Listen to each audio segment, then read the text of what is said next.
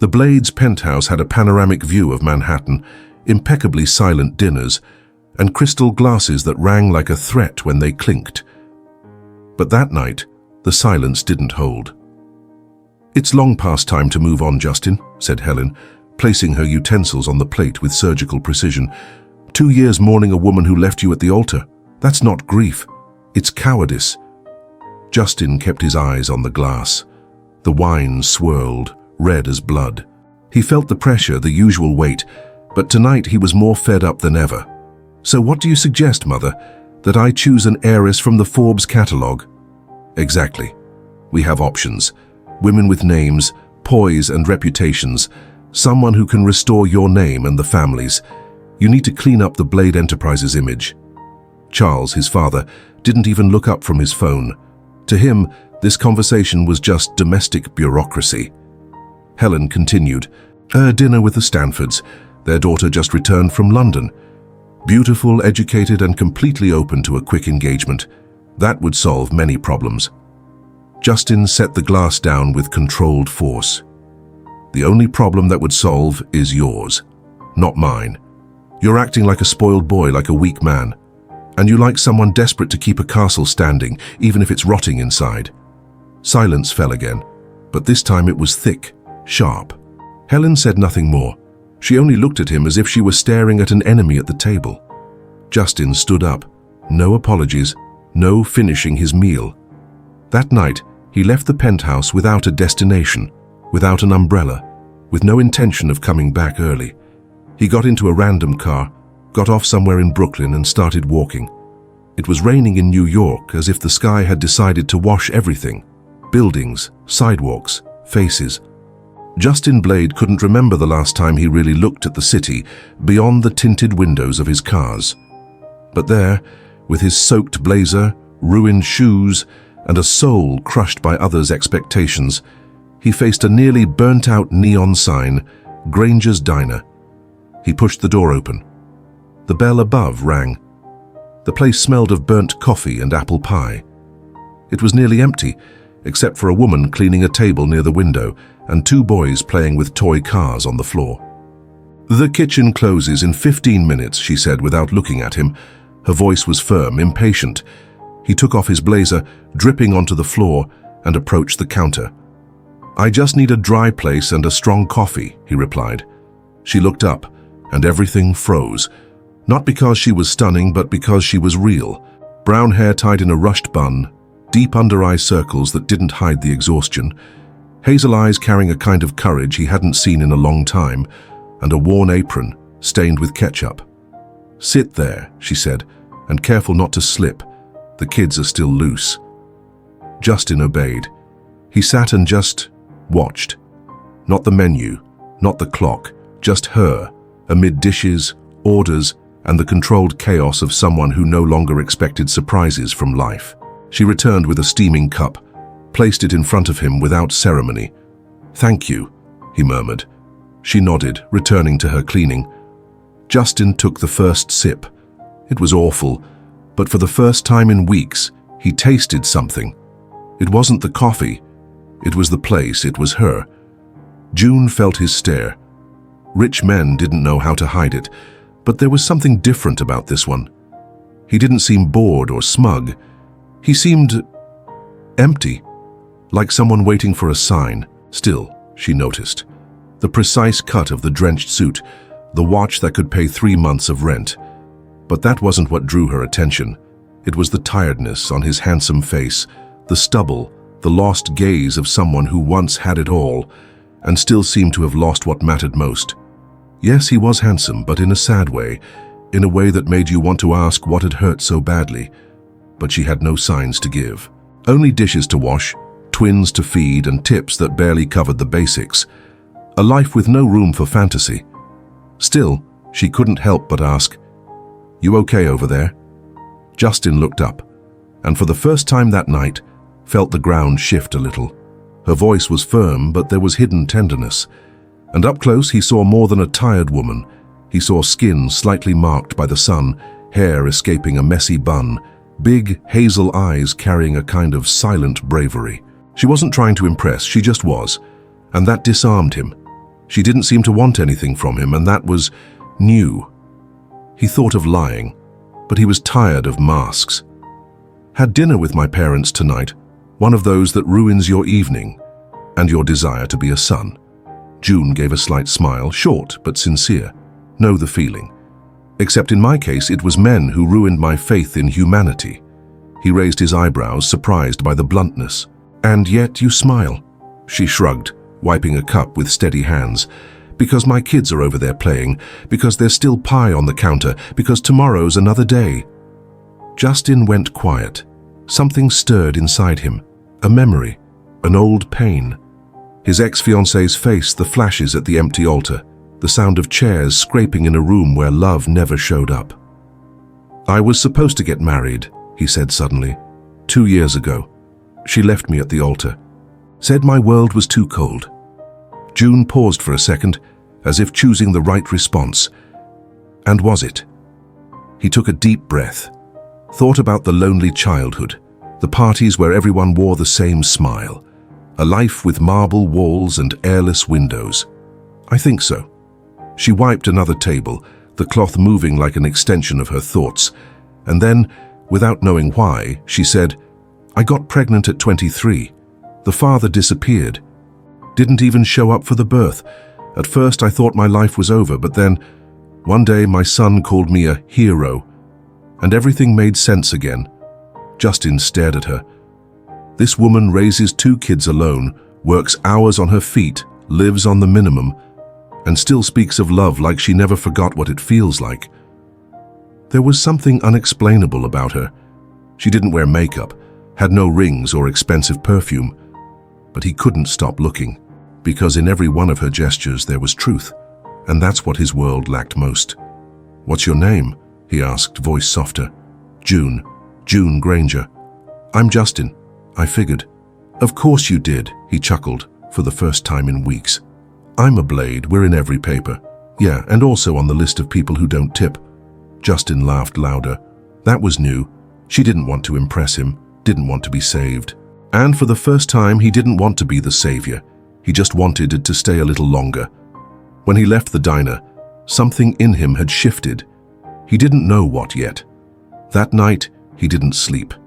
He spent hours thinking about June's eyes, her courage, the life she led, so distant from his yet so much more real. The next morning, Justin woke up decided. He put on a tie, ignored the meetings, and went to his father's office. Faced the cold stares, the criticism, the arranged marriage plans Helen pushed like he was some thoroughbred. If you want a wedding, I'll get married, but not to the Wall Street woman you picked.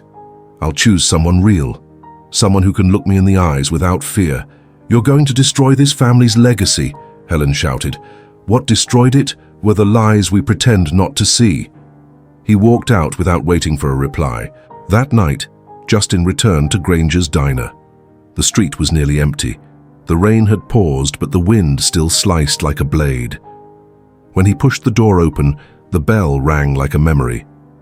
June, carrying a tray with 2 plates and a glass, nearly dropped everything when she saw him.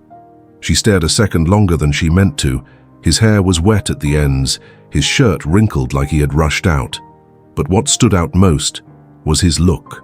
The same as the first night, full of silence but now with a different urgency, like someone who had made a decision and wasn't going back. You came back? She asked, keeping her voice neutral.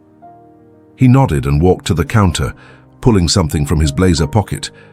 I came to make you a proposal. Just so you know, I don't serve dinner at this hour. It's not about dinner. He sat firmly, placed the envelope on the counter like a war contract, eyes locked on hers. June stood in front of him, arms crossed, chest slightly heaving. Instinctively, she looked at his face again. The tense jaw, eyes cold as steel, and an expression that mixed arrogance with vulnerability. That dangerous combo that breaks even the strongest women's hearts. I need a marriage, he said. Not for love, not for romance. Just to get my parents off my back. And you're everything they never expected. She raised an eyebrow, stayed silent for a few seconds. You're proposing a fake marriage, with a contract, no obligations, just a front. You and your kids would have security, a home, school, and freedom to leave anytime. June let out a short laugh. It wasn't amused. It tasted like exhaustion. "This is real to you." Justin didn't back down, his gaze steady but not aggressive. "I'm not joking." She looked at her kids, asleep on the bench, Eli with his arm over his sister, like always. Leah clutching a stuffed animal, face half buried in her coat, a fragile piece she guarded with tooth and nail. For a moment, the world felt too small for the weight on her shoulders. She thought of the bills stacked in the drawer, the overdue rent, meals stretched with creativity. And above all, she thought of the nearly forgotten feeling of someone offering something without her having to beg. But she also felt fear of handing her life over to someone surrounded by everything she'd learned to despise. June stepped forward, picked up the envelope, looked at it for a second, and placed it back on the counter like returning something she never asked for. "My kids aren't part of a game, and I'm not the kind of woman to be used in some rich man's challenge." She turned toward the kitchen, but stopped halfway. Without looking at him, she said softly, more to her heart than to him, "And yet, for some stupid reason, I can't bring myself to hate you." Justin watched her disappear behind the door, stayed there, motionless, surrounded by the smell of old coffee, the silence of the night, and one unsettling certainty. That tired, brave woman had just become the only risk he was willing to take. Justin returned to Granger's diner the next day, and the day after, and the next. Not with flowers, not with speeches, just with presence. Always the same corner table, always the same order, black coffee, no sugar. And sometimes he didn't even drink it. He just sat there still, watching the movement of the little diner as if that place were its own planet. He watched June, the way she moved, steady, even when exhausted. The way she balanced a tray while controlling the chaos of her kids with just a glance. The way she organized the counter, cleaned the corners with care, folded napkins as if they were little gestures of grace, not urgency. There was something almost sacred in that invisible attention. June pretended not to notice, but her body betrayed the silence. Her heart raced when the door opened and the bell rang. Her hands trembled slightly when she set the cup down in front of him. Her eyes strayed briefly when she thought he wasn't watching, but he always was. She didn't understand why he kept coming back.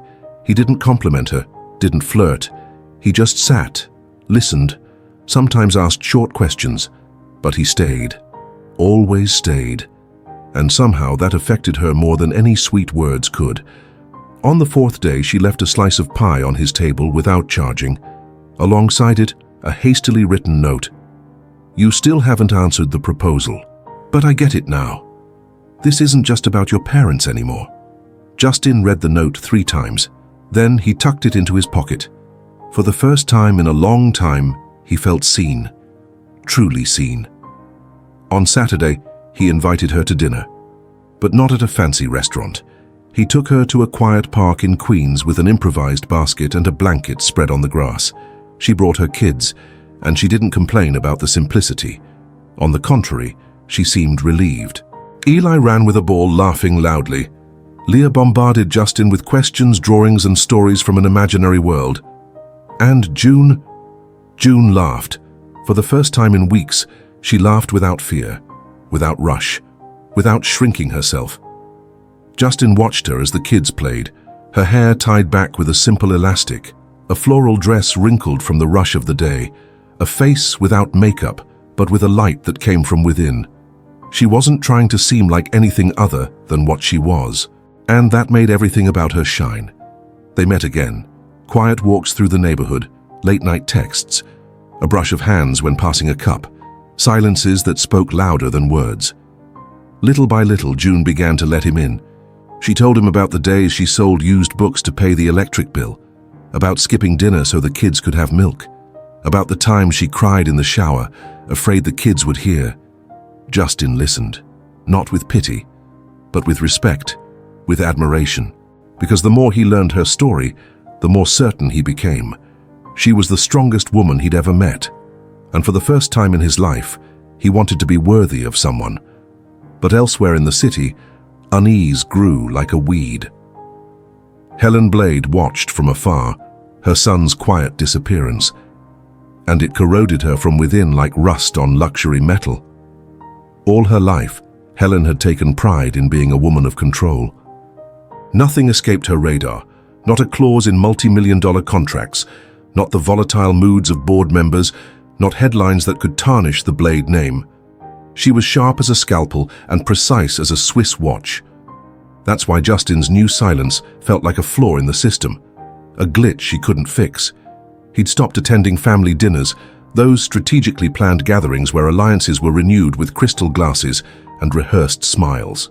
Ignored carefully curated social invitations with powerful families, declined meetings with the company board, traded the predictability of the elite for a deafening vanishing act. At first, Helen tried to rationalize. Maybe it was a phase, a distraction, a late tantrum from a man still bitter over being left at the altar. But days turned into weeks, and his absence turned into something deeper, a void hard to name, a sign she was losing control. Determined to regain what was hers, not just her son but her grip on him, Helen hired a private investigator, a discreet professional used to handling the filth perfect families preferred to keep hidden.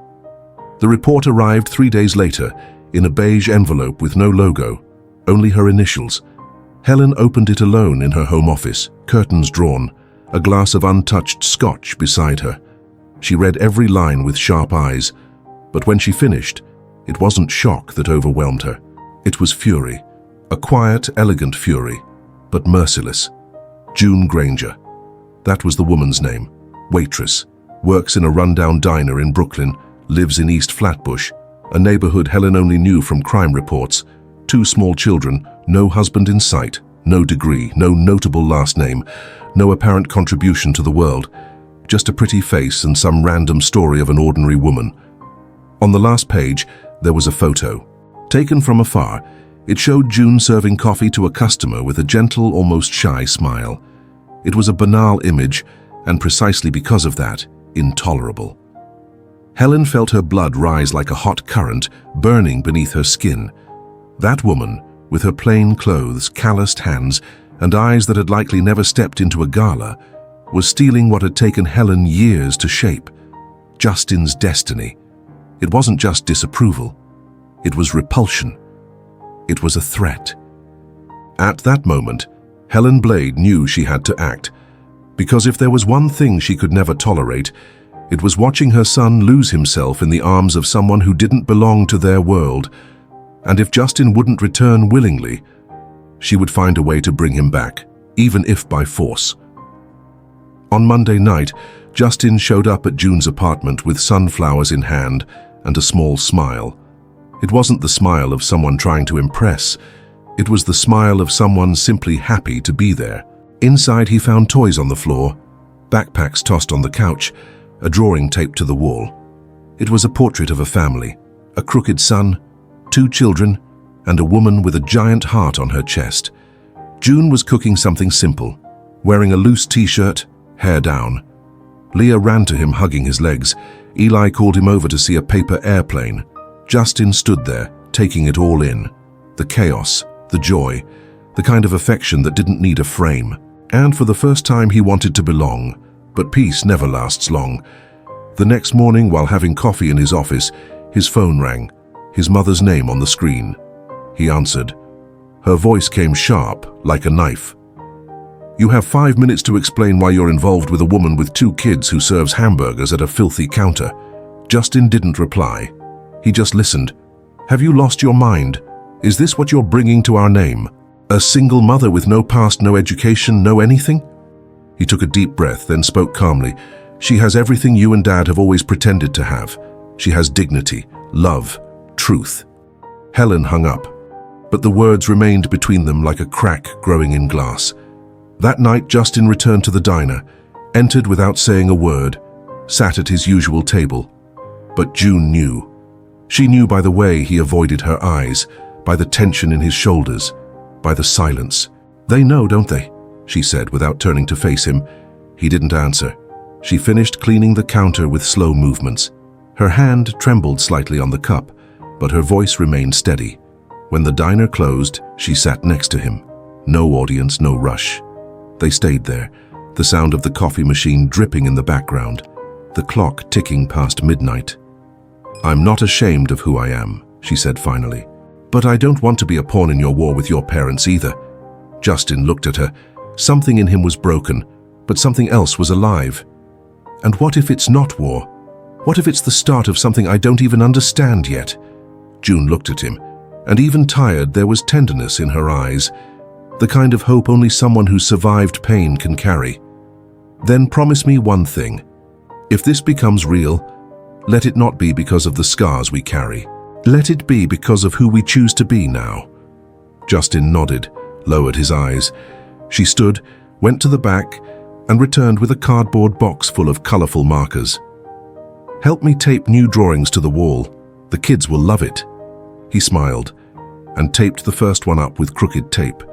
In that gesture, no rings, no promises, something was born that no contract could ever predict. A beginning. June said yes. She didn't say it with a speech or a note. She said it with her eyes, with the silence after a sigh, with the way she allowed herself to sit beside Justin on the booth bench without glancing at the clock or the door. He understood. They didn't need words to seal what was beginning there. Yes, it was an agreement, but it was more than that. It was the start of a change. 3 days later, Justin sent a car to pick up their bags. There weren't many. Some clothes, children's books, used toys, and a cardboard box full of the kids' drawings. June got into the car with her children, her expression steady, but inside, her stomach twisted. Eli was excited. Leah was curious, but June felt a tightness in her chest. Leaving the neighborhood where she had built the little, she had felt like abandoning an old version of herself, and she didn't know if she was ready to become someone new. Justin's house wasn't just big. It was monumental. It looked like it had been designed to impress, not to embrace. From the moment she stepped in, June felt the air shift, cold, almost sterile. A sharp silence filled every inch of the flawless marble, as if even sound needed permission to exist there. She entered slowly, children by her side like stepping onto foreign ground. The kids' eyes widened at the castle-like staircase, the chandelier that sparkled like stars, the hallways that seemed endless. They laughed, ran, marveled, just as they would at any magical place. But June couldn't smile with the same ease. Every step on that polished floor echoed more than just the sound of her shoes. It echoed memories of the life she'd had before. Floors that creaked, but held stories.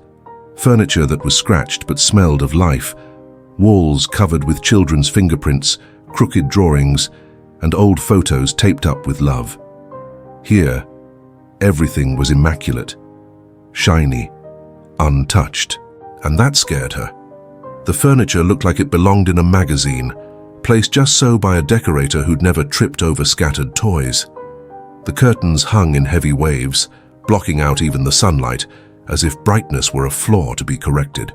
There were no surprises here, no scent of fresh coffee, no laughter echoing from the kitchen.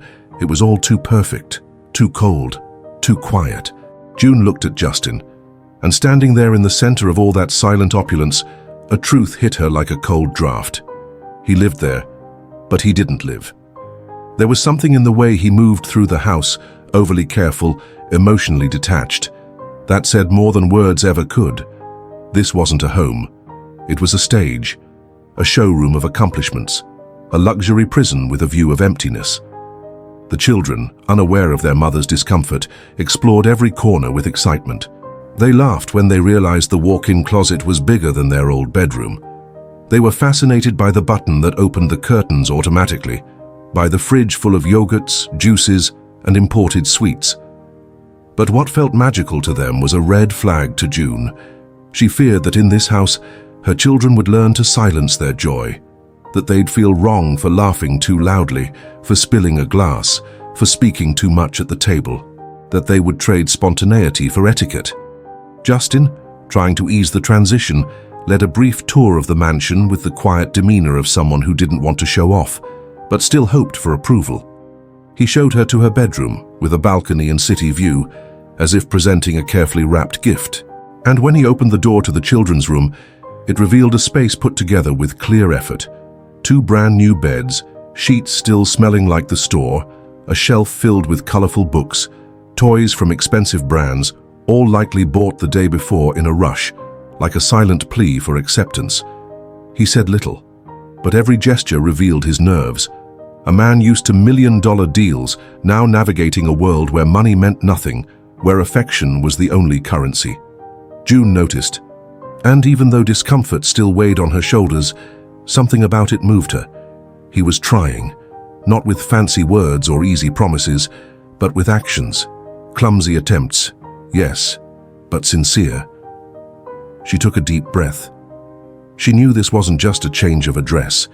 It was a change of worlds, and worlds, she had learned, don't merge without effort.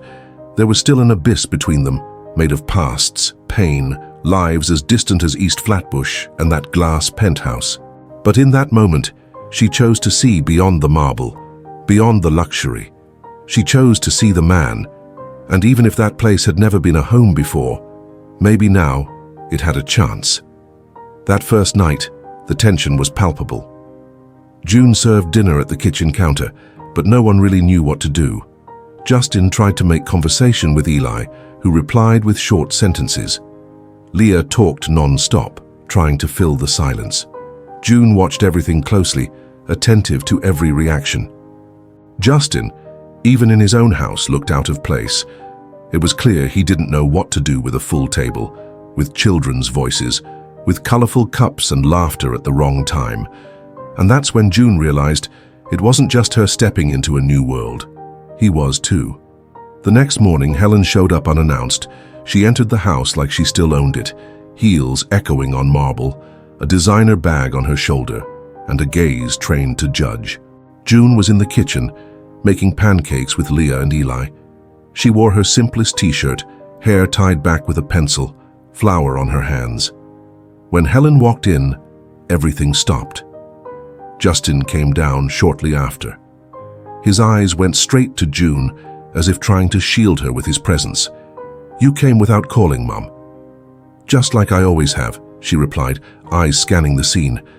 "I didn't realize you were turning my house into a community daycare." June didn't answer. She just wiped her hands and turned to the kids. "Why don't you go show Justin your new drawings?" she said calmly. "I'll be right there."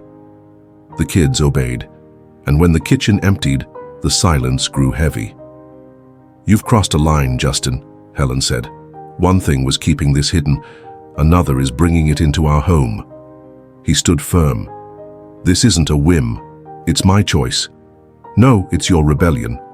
Helen looked at June like one evaluates an invisible threat. But what she saw wasn't arrogance nor submission. It was strength. June didn't shrink, didn't react. She simply remained. And that made Helen even angrier. "You're going to let her raise kids under our roof?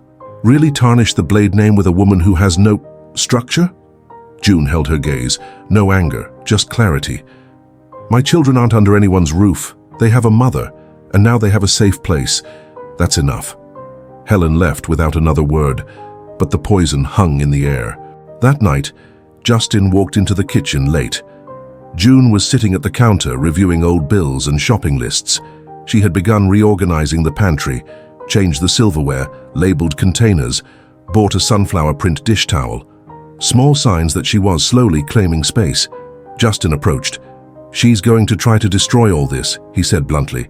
"She can't destroy what she doesn't understand." He looked at her for a moment, her tired but steady face. Hands shaped by years of labor, the posture of someone who needed nothing and but still chose to be there. "You've changed the house," he murmured. "I just rearranged a few things."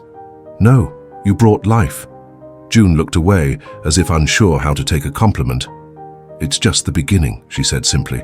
"But I need something from you, Justin. Clarity about what this is going to be." "You want me to say it's real?" "I want you to say that if it becomes real, it won't be because of your anger at your parents, but because you choose it." He paused for a second and replied with honesty, "I still don't know what this is, but I know that when I'm near you, I recognize myself. And that is too rare to ignore." She nodded and stayed there in silence. There was no kiss, no promises, only the acceptance that something was beginning. Fragile, uncertain, but alive. Late that night, Justin walked past the hallway and saw the door to the children's room slightly ajar. Eli slept with his arm over Leah, both breathing deeply. A star-shaped nightlight projected soft light on the ceiling, and beside the bed sat June, asleep on the floor, a blanket over her shoulders, a children's book fallen in her lap. Justin stood at the door, stayed there for long minutes, not making a sound.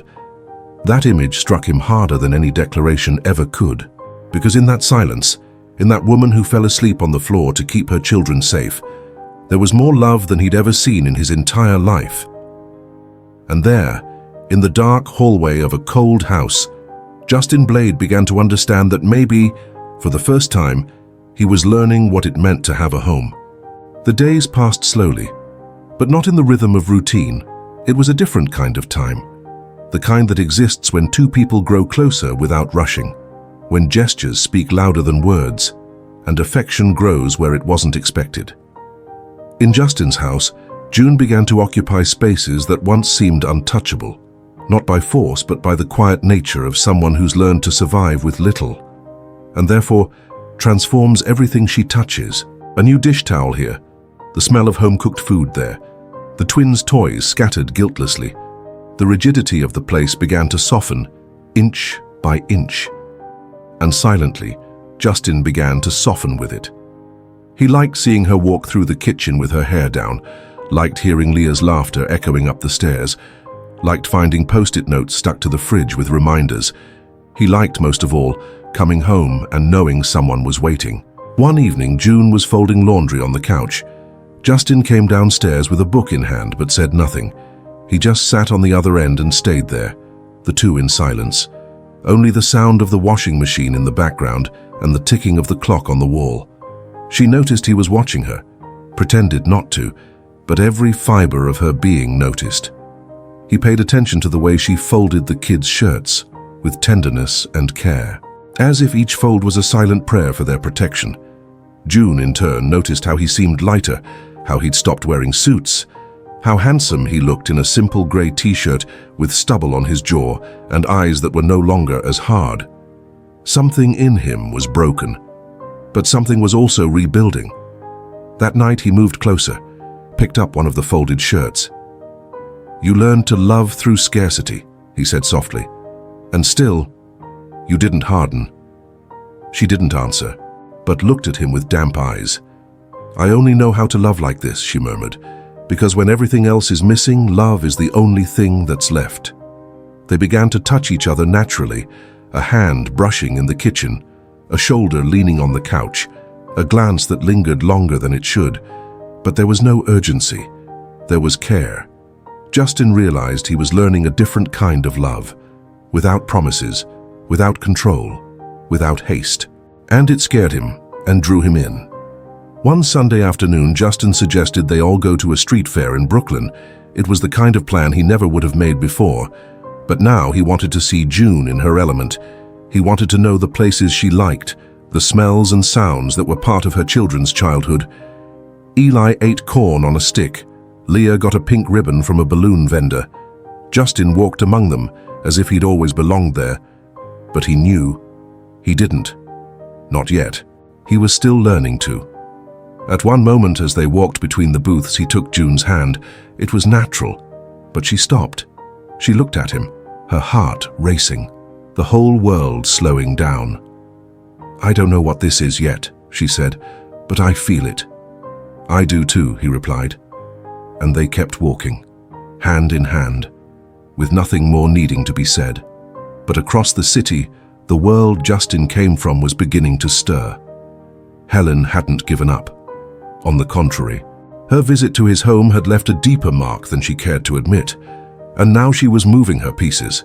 She began to spread rumors, subtle gossip at discreet dinners, seemingly innocent comments among social columnists, phrases like, "Justin Blade has been acting on impulse," or "His new companion has an interesting past." And at a charity gala hosted by the Blade Foundation, scheduled for the end of the month, Helen made sure June was on the guest list, not as a guest of honor, but as a test. When the invitation arrived, June hesitated.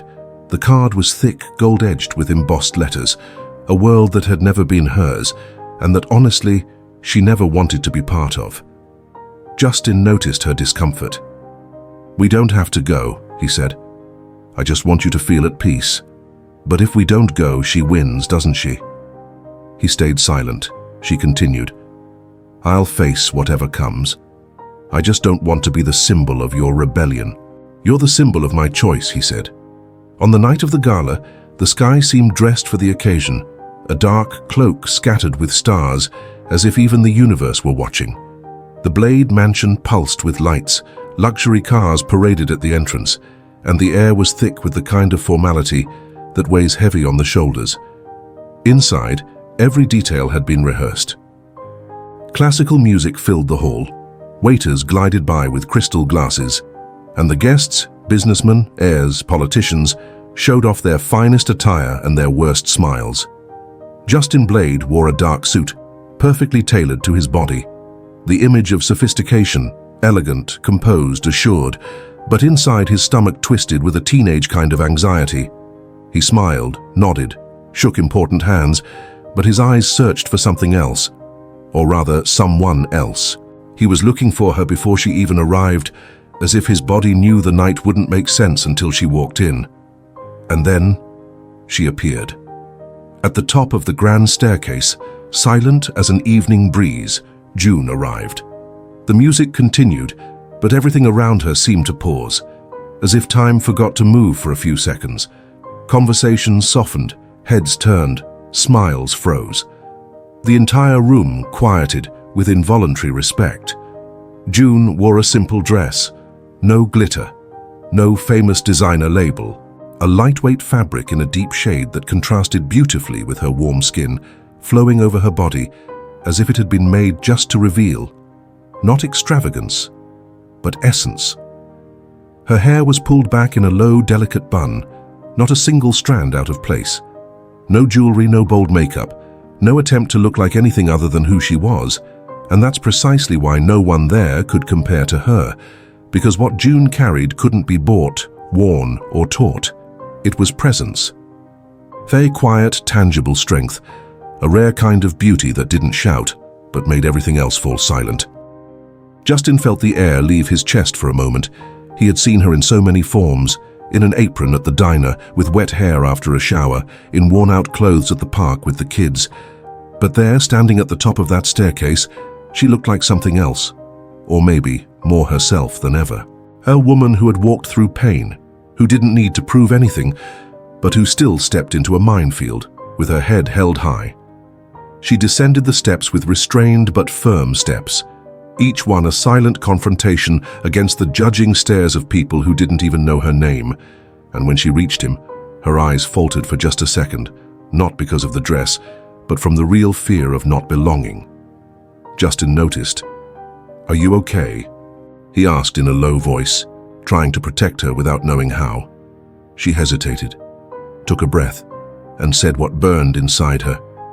"I've never walked into a place where everyone was waiting for me to fail." The honesty of it cut through him like a clean blade. It wasn't just about tonight. It was about everything, her whole life.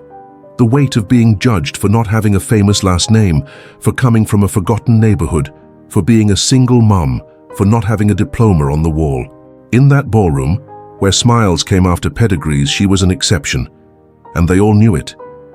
Justin didn't respond right away. He just looked at her, at that woman who, even trembling inside, stood there, who chose to be there, for him, for herself, for her children. And then he offered his arm, inviting her to walk into the ballroom beside him. "Then let's go in," he said with gentle resolve, "and show them they don't know who you are." June looked at him, and in her eyes was everything: gratitude, fear, courage, love, and a decision. She wasn't going to back down. Together they stepped into the hall, and the party, once made of appearances, gained something new: truth. The night was hard, forced smiles, sideways glances, questions laced with irony. But Justin stayed by her side the entire time, and June didn't shrink. She didn't apologize for who she was. She didn't try to fit in. When one guest, feigning charm, joked that she must have fascinating stories from the diner, she simply replied, "Yes, I have too. They sleep in a bunk bed and call me Mom." There was silence, then awkward laughter. Justin looked at her like he was seeing truth for the first time. That night, back home, she slipped off her shoes on the balcony and stood barefoot on the cold floor. He came behind her and placed his suit jacket over her shoulders. "You're shaking," he whispered. "It's the fear that comes after the danger passes." He rested his chin on her shoulder. They stood in silence, and she whispered, "I never wanted to be part of this world, but if I have to walk in it, I'd rather do it with you." He pulled her close, and for the first time they kissed. It wasn't a planned kiss. It was the silent answer of two worlds that began far apart and were now touching. In the week following the gala night, Justin's mansion seemed to breathe more softly. The air no longer carried just the weight of sophistication. In the quiet of the morning, there was something more human, more alive. It was early, the kind of morning when the sky still hesitates between darkness and dawn, painting everything in a soft orange that filtered through the windows like a caress. June woke before everyone else, her body still tired from the week, but her mind awake. She walked through the house in silence, her steps light, as if still not used to the echo of her own sound on that cold, polished floor. She reached the kitchen, wearing an oversized t-shirt and her hair tied in a messy bun. She turned on the coffee maker and began preparing breakfast with the practiced motions of someone whose body still carried the memory of a simpler life. Tighter, yes, but no less full. As the scent of coffee filled the air, she found herself staring out the window. The sounds of the street arrived faintly, muffled by the tall walls surrounding the property. It wasn't the buzz of kids playing outside, nor the smell of fresh bread from the bakery on the corner. It was a different world out there, clean, polished, distant. But inside the kitchen there was an attempt at normalcy. Then she heard footsteps shuffling down the hall. Justin appeared in the doorway, hair tousled, t-shirt rumpled, eyes still marked by sleep. But he wore a smile, not a polished one like the kind he used at business dinners, a soft smile, intimate, real. "I woke up to the smell of coffee," he said, his voice raspy from not having spoken yet. "Does that count as a love declaration?" June laughed. A short, full laugh, the kind that acknowledged both the absurdity and the beauty of the moment. He walked over without saying another word, wrapped his arms around her from behind, and rested his head on her shoulder. They stood like that, in silence. She holding a cup, he holding her. Like someone clinging to the only thing that made sense in a world of contracts, figures, and expectations. It was a simple moment. And maybe that's what made it so precious. They were learning, through missteps, touches and glances, how to build something like a home, a place that didn't have a name yet, but already had affection. For a few hours, life felt suspended. They sat down together for breakfast, shared a slice of toast with butter, laughed at the nonsense words Leah had made up the day before. They had lunch like a family being slowly formed, unsure of the rules, but trying with honesty. Everything pointed to the fact that they were finally finding a rhythm, a place to rest, a truce. But life has a cruel way of testing what is fragile. In the middle of lunch, Justin's phone rang. He answered without thinking. The screen showed an unknown number, not the kind he typically ignored. Chewing, he held the phone to his ear. 3 seconds in, he stopped chewing. 10 seconds, and he dropped his fork. 20 seconds, and his hand was trembling. June watched him with the alert expression of someone who feels the world collapsing before knowing why. "What is it?" she asked softly. Justin didn't respond immediately. His eyes were fixed on nothing. His skin, once warm from the wine and ease of the meal, had quickly gone pale, as if all his blood had retreated somewhere deeper. He blinked slowly.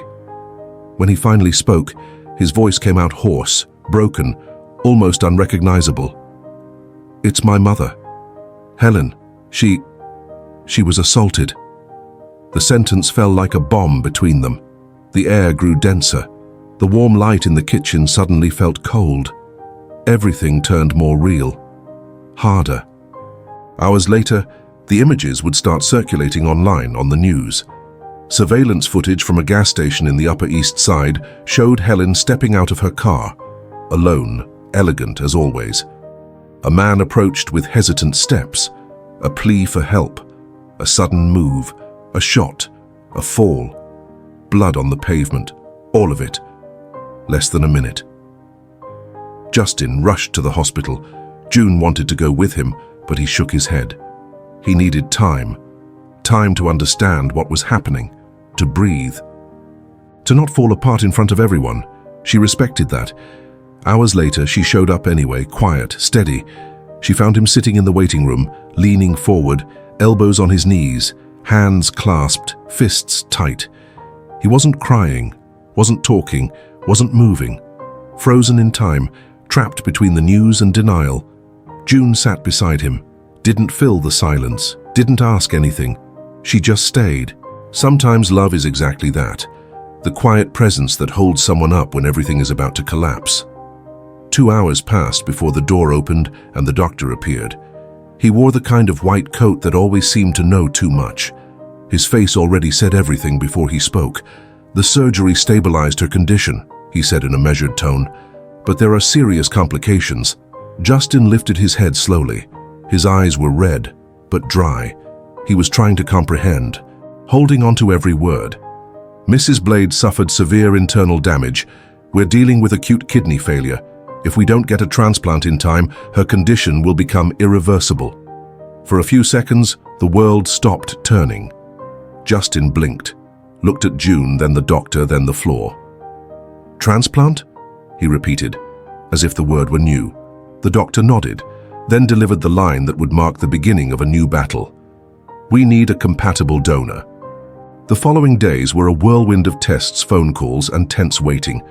The hospital became a battleground, a silent war where every negative result felt like another door slamming shut. The search for a donor began immediately. The doctors combed through Blade family medical histories, tossed around lists and protocols. Justin followed every step, caught between urgency and disbelief.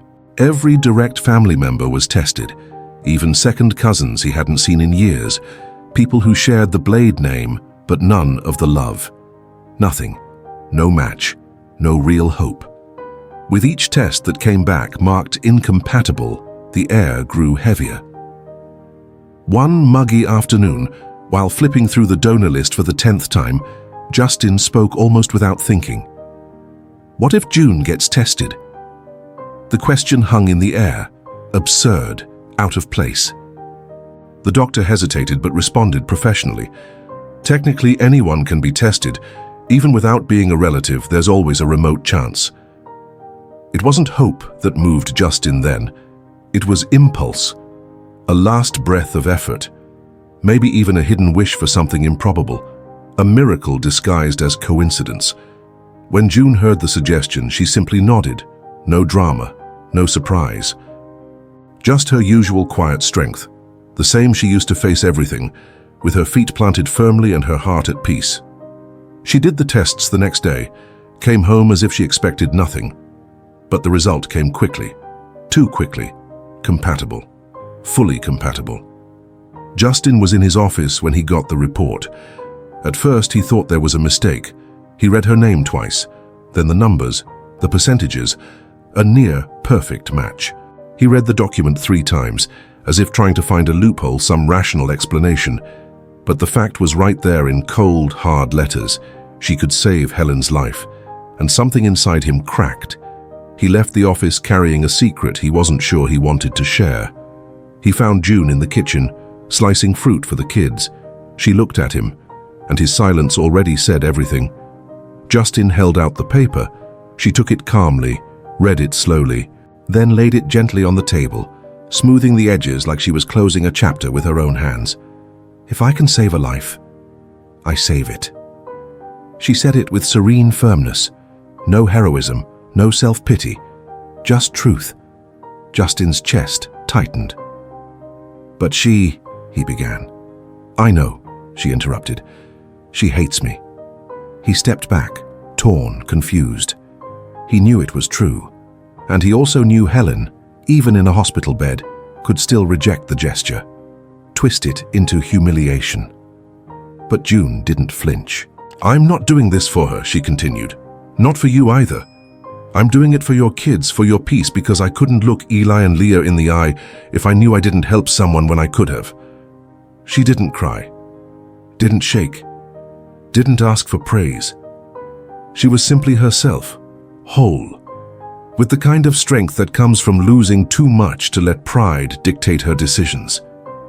Justin felt something inside him split wide open. A part of him, trained in logic, in deals, in balance, didn't know where to place that kind of act, the kind that couldn't be measured, thanked, or repaid. It was bigger than him, bigger than any debt. It was more than gratitude. It was raw admiration. It was love that didn't ask for anything in return. It was surrender. And because of that, it hurt. At the hospital, everything moved fast. The medical team operated with the urgency of seasoned professionals. Helen remained unconscious, under constant monitoring. Her body weakened, her kidneys failing, her odds shrinking by the day. The surgery was scheduled for the following week. The case was already circulating behind closed doors with a reverent tension. Top surgeons, trusted anesthesiologists, every precaution. But outside, the story took a different turn. The press caught wind of the scandal before the Blade PR team could react. First came whispers in social columns, then headlines: "Unknown waitress donates organ to Blade family matriarch." "Transplant sparks allegations of marriage for gain." "Poetic justice or strategic move?" Old photos of June resurfaced. Waiting tables at Granger's diner, carrying grocery bags in East Flatbush, holding her kids with messy hair.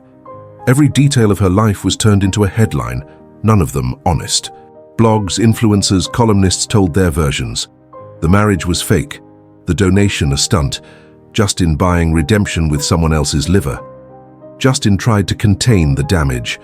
Crisis meetings, public statements, lawyers on call. But the world slips. It seeps through your fingers, especially when the world prefers scandal to compassion. June remained silent, didn't respond, didn't post, didn't hide. She just carried on. That night, sitting in the dark room while the kids slept and Justin paced the hallway, she thought of the mother she no longer had, the choices she'd made, the nights she cried alone with no one to see. And she understood. There was no easy path for someone who came from where she did, but there was the right one, and she would choose the right one, even if no one applauded her for it. The night before the surgery, June sat with her kids. She told them the truth gently, explained that Mommy was going to help someone very sick, that she'd be gone for a few days. Leah cried. Eli stayed quiet, the way he always did when scared. Justin listened from the hallway. Then he walked into the room, knelt beside her. He didn't say thank you, he said, "If I could, I'd trade places with you." She cupped his face in her hand. "Don't trade, stay." At the hospital, minutes before being taken in, June held Justin's hand. "When she wakes up, you don't have to tell her it was me." "Why not?" "Because maybe she needs to understand what love is first, before knowing who gave it." He squeezed her hand tight, as if trying to hold on to the impossible. Time, pain, fate. As she was wheeled down the corridor, Justin stood frozen, eyes locked on the doors that closed behind her. And in that moment, he finally understood. That woman, the one he'd chosen at first out of defiance, out of impulse, out of contradiction, was in truth the only real choice he'd ever made. And if she didn't come back, there wasn't a fortune in the world that could fill the void she'd leave. The surgery was a success. Doctors whispered the word miracle under their breath. But miracles come at a cost, and real-life ones don't come with guarantees. June woke up the next day, still groggy, her body weak, her pulse slow. The white hospital lights blurred above her.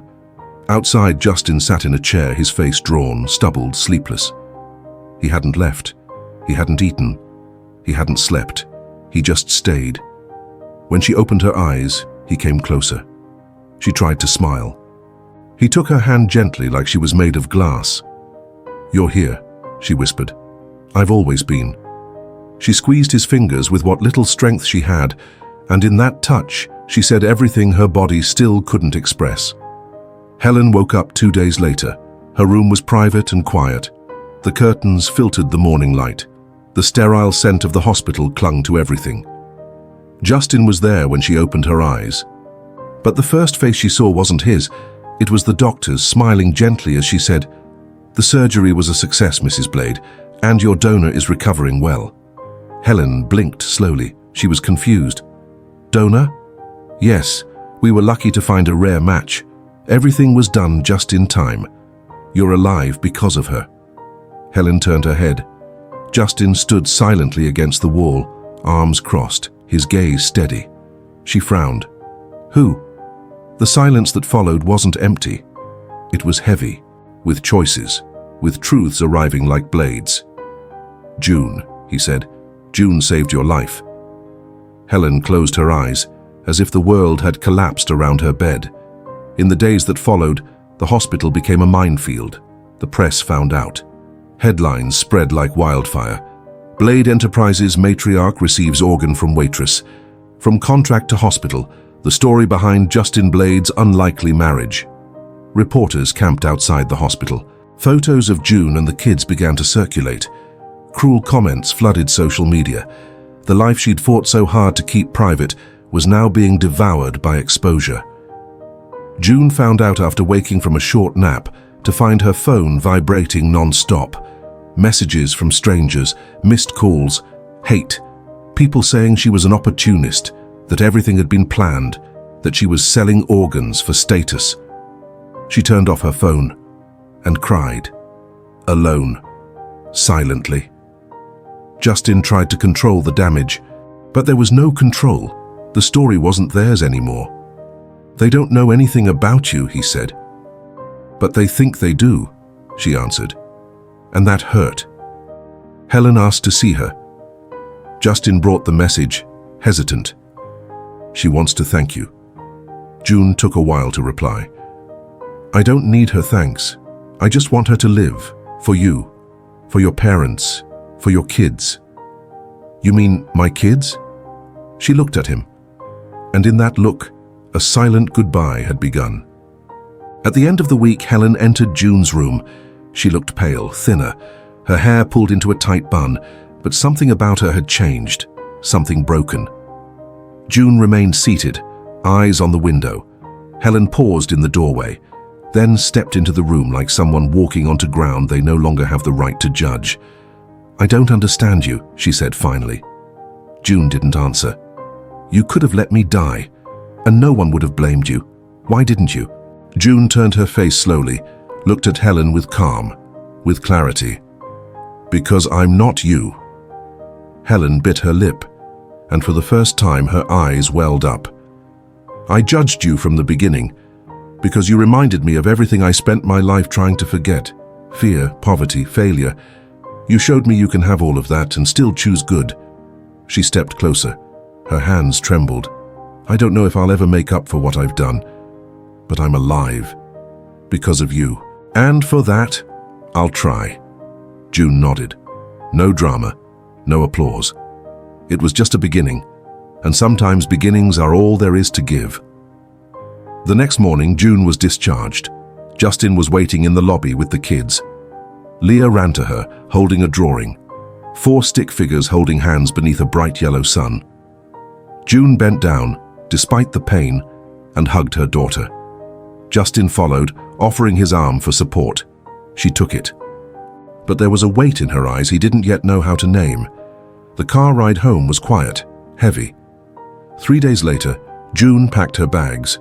She didn't say anything, just started folding the kids' clothes, sorting toys, putting books in a bag, quietly.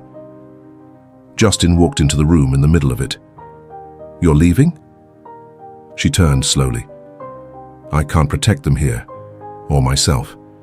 Everything is too big, too loud, too cruel." "And me?" he asked, his voice nearly breaking. She swallowed hard. "You'll survive. You have your world, and I have mine." He stepped closer. "What if I don't want my world anymore?" What if all I want is you? She stayed quiet. Her eyes brimmed with tears, her breath shallow. It's not about wanting, Justin. It's about enduring. June's absence left visible marks on Justin's house. The toys were packed away. The smell of food vanished. The children's laughter no longer echoed down the hallways. There was no music in the kitchen, no sticky notes on the fridge, no hurried footsteps in the morning. Only silence remained, and for the first time Justin had to face it. He stopped in all the places where she used to be, the corner of the couch, the balcony, the kitchen counter. Everything was absence, a hollow no amount of luxury could fill. He tried to work. He couldn't. Tried to sleep. He couldn't. Tried to forget. Impossible, because she hadn't just taken the bags with her. She had taken something he hadn't even known was still inside him, the desire to stay, to build, to become someone better. Across the city, June returned to her old apartment in East Flatbush. The kids adapted quickly, the tight bed, the street noise, the familiar neighbors. But she didn't. She moved like someone who had left something behind, like someone who walked away to survive, but still bled on the inside. She tried to convince herself that she'd done the right thing, that she was protecting her children, that too much love can hurt too, that she never should have crossed that line. But when she lay in bed, the pillow still smelled like him, and that broke her. Helen surprisingly had changed. It started subtly. She had the Foundation's social media comments turned off, called columnists asking them to pull the articles, stopped attending social events. For the first time, she began to listen instead of control, but none of it was enough. Until one Friday morning, she did the unthinkable. She called a press conference. Justin found out through his assistant. He didn't believe it, but the confirmation came at the scheduled hour. Cameras, microphones, and reporters packed in front of Blade Enterprises headquarters. Helen Blade stepped up to the podium wearing a simple dark dress, her face still pale from recovery, her eyes steady. She waited for silence, then said, "I came here to correct a mistake, my own." She paused, looked around, continued. "June Granger saved my life. Literally and morally. She showed me that dignity doesn't come from a last name. It comes from choices, and mine until now have been wrong out of pride, fear, and ignorance. The cameras recorded everything. The whole city watched. I don't deserve her forgiveness, but I hope she knows that for the first time I'm trying to be someone who does." June watched it all on her phone. She hadn't expected it. She cried quietly, sitting on the kitchen floor. Leah slept on the couch. Eli watched from the doorway. She felt something she couldn't name. A crack, a shift, a whisper that maybe not everything was lost. That same night, Justin did the only thing he could. He left the office building, got in his car alone, drove to the neighborhood he hadn't visited in weeks, parked in front of June's building, and waited for hours until he saw her come out with the trash, hair tied up, old sweatshirt, flip-flops on her feet. The woman he loved. He got out of the car, walked toward her. No tie, no speech, just the truth in his chest. She stopped when she saw him. They stared at each other for too long. "I came because I don't know how to live without you," he said, "and because I finally understand that love isn't about promising the world. It's about staying when the world falls apart." June lowered her eyes, took a deep breath. "I got lost," she whispered. "With you, with everything. I don't even know who I am anymore." "Then find yourself with me," he replied. "We'll start over. No contract, no lies. Just what's left." "And what's left?" she asked, barely audible. "You!" She closed her eyes. A single tear fell.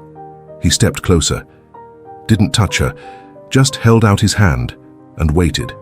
She looked at his hand, then into his eyes, and then, for the second time in their story, she chose to stay. The wedding took place on a Sunday. No printed invitations, no prestigious list of groomsmen, no $1 million buffet. It was held in the backyard of their new home, a simple house in Queens that Justin had renovated with his own hands, or at least tried to. The walls were full of imperfections, but they told a new story, theirs. June wore a white dress she had sewn herself with help from a neighbor. The fabric was light, with lace on the shoulders. Her hair was pinned back with flowers Leah had picked at the park. Eli held the rings, and Justin, standing beneath an ivy-covered pergola at their makeshift altar, had never looked more whole. His eyes sparkled, not because of the ceremony, but because she was coming, because she had chosen to come. June walked slowly, her eyes brimming with tears. It wasn't a fairy tale. It was a new beginning, a chance, a different kind of promise. No illusions, no guarantees, just the sincere decision to love what was real. Off to the side, Helen sat quietly in a navy blue dress. There were tears in her eyes too. For the first time, she looked at June as a woman, as a mother, as someone who had taught her what even time had failed to. The vows were simple. June held Justin's hands. Her voice trembled, but it was steady. "I don't promise perfection. I just promise to try. Every day, and even when I want to walk away. I promise to remember the way back to you." Justin smiled, his eyes wet. "I don't promise to protect you from everything, but I promise to be your shelter when the world is too heavy, when doubt creeps in, when nothing makes sense. You'll find me here, waiting, always." They hugged before the kiss, a long, tight hug with their children around them. A wedding where love didn't have to be proven, just lived. The celebration was loud and joyful. Eli got an extra ice cream. Leah danced barefoot in the garden. Helen sat on the grass laughing with the grandkids, and Justin looked around like someone trying to memorize every second. June pulled him by the hand, took him to the back of the yard. There, hanging from the trees, were photos, moments she thought were too small to matter, but that Justin had printed. Leah with paint on her hands, Eli with cake all over his face, June asleep on the couch with both kids on her chest. "Why this?" she asked, smiling through tears. "Because these are our big things," he said. She rested her head on his shoulder, and they stayed there for a while. Later, after everyone had gone, Justin found June in the kitchen, barefoot, washing dishes, Leah beside her, humming, the mother smiling. And that's when he finally understood. The happily ever after he'd been told about all his life was never about the ending. It was this: the routine, the hand on a shoulder, the shared plate, the choice to stay, even on the cloudy days. That night, with the kids asleep, they went out to the porch. The moon was full, the wind soft, and the silence comfortable. Justin took June's hand and said, "Thank you for coming back." She looked at him. "I didn't come back. I chose to stay." He pulled her closer, and together they sat in the hammock, bodies intertwined. No rush, no masks, just the two of them, and everything they had survived to get there. Inside the house, 2 drawings hung on the wall. One showed 4 people holding hands with a giant heart above them. The other, drawn by Leah, showed a little yellow house with a crooked message scribbled at the top. "Now we live inside love." And it was true, because some stories don't end with a period, they simply continue, wherever love chooses to stay. If this story touched you, share your thoughts in the comments. We'd love to hear what it meant to you. Remember to hit the like and subscribe buttons. This is really important for the channel. Really important. And if you're ready for another story of love and hope, click the first card or the second one to watch the full playlist. See you there.